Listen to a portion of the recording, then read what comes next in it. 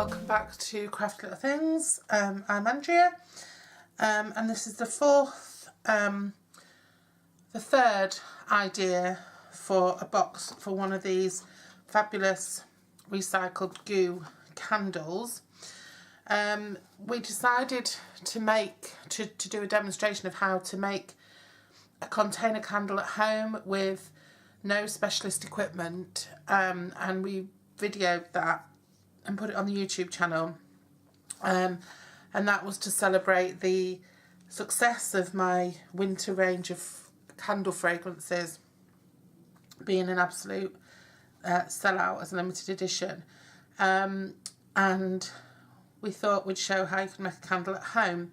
So this is a fragrance candle. It's a tutti frutti fragrance. It's pink. My daughter decided the fragrance and the colour. I think a white candle would have been better, really. And then we've just used some DSP to match this box. But then this was my prototype box. I made this in the same style but changed and made it look a bit more classy. And so I changed this to suit. It has been burnt because that was for some photos I had to do for promotion. But yeah, I added this disc and this band. And then we made this red and white lidded box, which was fun. And now we're going to make a final one, and that's one with a window in it, because I did say I'd make one with a window in it when I made this one and I totally forgot. So this one's going to be really, really classy, if you like. It's going to be black and white and have a bit of vellum insert in it, and the tag I really loved putting together. Just looked like some Christmas baubles to me. I used a bit of silver ribbon, the same silver ribbon I used before. I used Whisper White, and I just stamped the Happy Christmas out of the Wonderful Life. Is it the Wonderful? Yeah, out of the Wonderful Life. There's Happy and Christmas. I just stuck them both on one block, and I just random stamped them in basic grey. This is going to be the window. They're just put on stitched circles. This is going to be the window in the lid of the box, and this is a retired stack of printed vellums which were Winter Wonderland. Oh, it's got like a snowflake on it, so that's going to be behind on the box. This is for the box itself, this is for the lid, and then I'm just going to decide on a piece of, on a colour to put, or a pattern or whatever to put as my trim for my lid. I don't know if that would go well, or because I've sort of randomly stamped Happy Christmas, it might look nice with some, yeah, I think I'll use some script. So, first things first then, this measures 7.5 by 7.5, and this measures 5.5 by 5.5, with a 1/16 of an inch added on each dimension, so it's 5.5 plus a 1/16. Then I've used the 2-inch circle punch. Let me just check that was 2.5-inch circle punch, and then I just used the largest of the stitch shape framelets to cut out the backing for that. This is just going to be scored in a minute, but I'm just going to do my panel now. So the panel,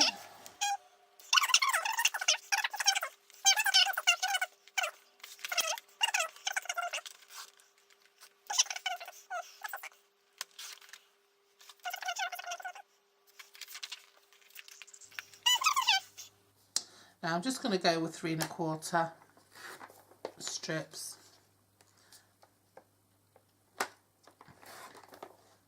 Oops, that was 3 3/4. Oh dear, good start. So 3 1/4. And the last one, 3 1/4.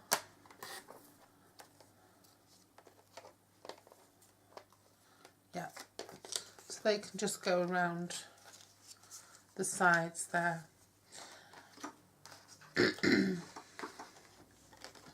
Okay, so if we wanted to, we could line the inside of the box if we wanted to, but I'm not going to. What I like to do is give you a basic idea and let you roll with it. Right, so I'm just going to keep this nice and clean cut. So that's 1 inch on each side. I didn't measure the placement of my circle, so I'm just hoping that I eyeballed it okay. I think I did. And then 2 inches on each of these sides.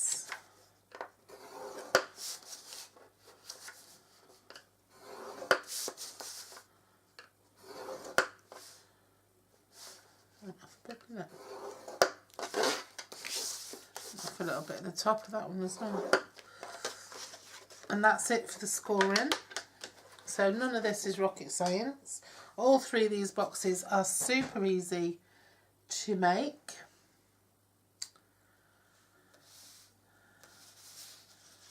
Right, so we'll do the lid. Get our insert, our little vellum insert. Make sure you use the right side, although which is the right side I'm not quite sure. I mean, with this one you might want to use the wrong side because you've got that nice stitch shape, but no, we'll put it the right side. I think that's the right side. I think we do have foiled vellum in the Stampin' Up catalogue if you're looking for some. I don't have a Stampin' Up store, but if you want to shop for Stampin' Up, if you get in touch with me, I can put you in touch with demonstrators, or you can find them by going to the website. So that's just for the front there. We're just going to burnish these score lines.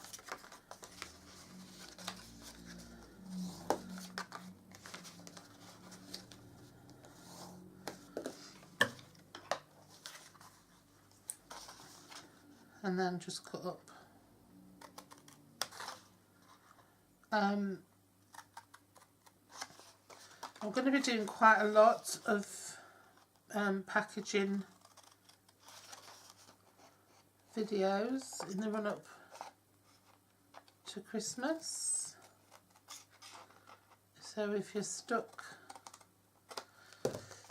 for something, I think making your own gift packaging is, it just really, I mean, everyone loves wrapping, don't they, and making everything look pretty, but it gives you so much more scope when you're actually making your own boxes, and you know, especially if you've got unusual shaped things or things that are very small and you want to make them look a bit more substantial or difficult to guess what they are, then making your own packaging really does become a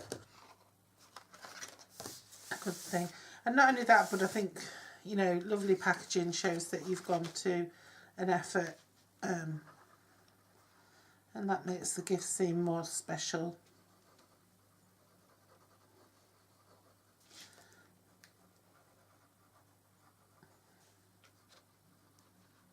Or it can make something really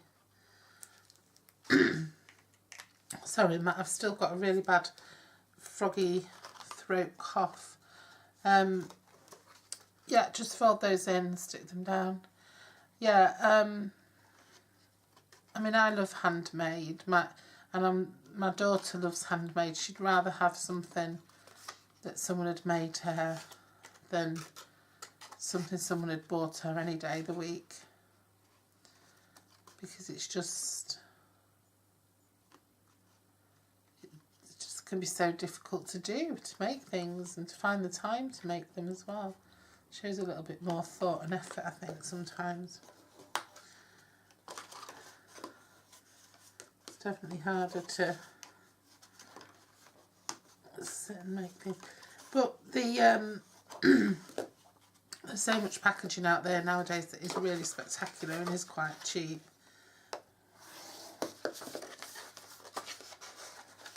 but it's never going to be unique, is it?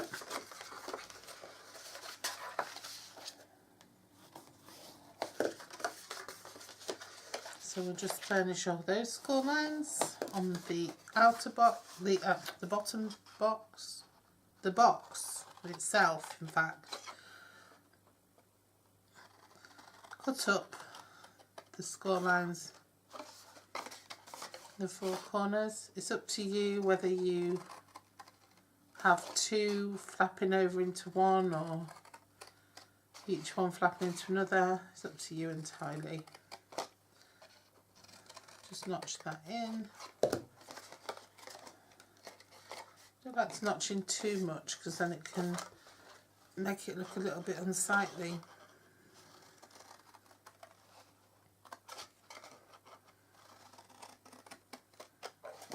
I'm going to do some nice chocolate bar gift bags in the next couple of days. So watch out for those as well if you're going to be making your own chocolate bars, because that's something nowadays, making your own chocolate.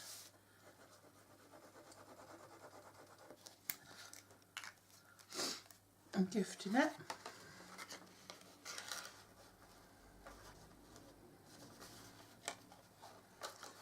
Fold those up.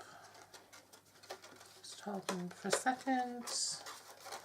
I don't know why, but I usually find with basic black that I don't need to hold it for as long as I do other colours. I don't know if it just absorbs better or what, but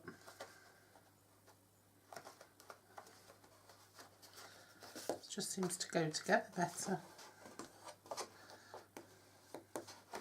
Use a bone folder just to press down, get a nice tight finish. Oh, you know what I forgot to do? I forgot to put the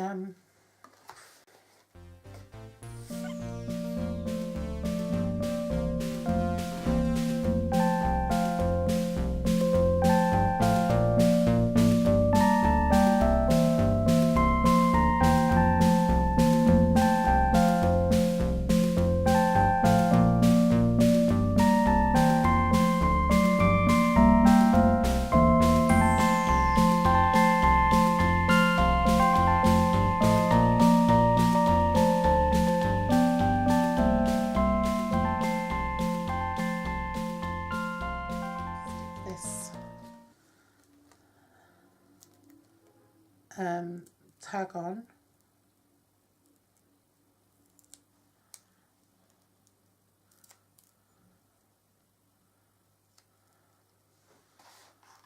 Up here. And you can't see through to see what's inside. But if you did want to see what was inside, you could use window sheet for that. And then I think to really finish this one off, just bear with me 1 second.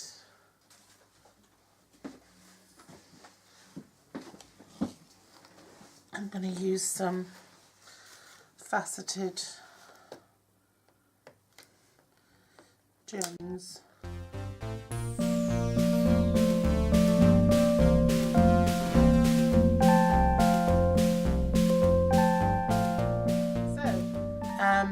There we have it. We've got a window box, and as I said, I just cut that out with a die.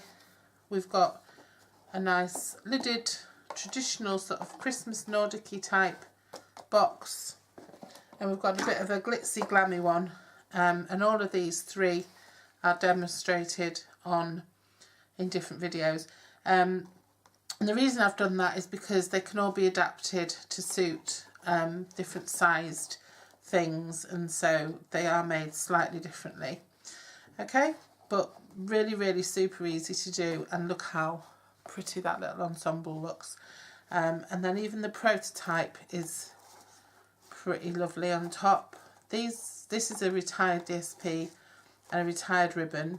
This is using the Pretty Labels punch, and this is one of an embellishment that's in the Stampin' Up catalogue now, and this one is the flip top box, so the same as this one.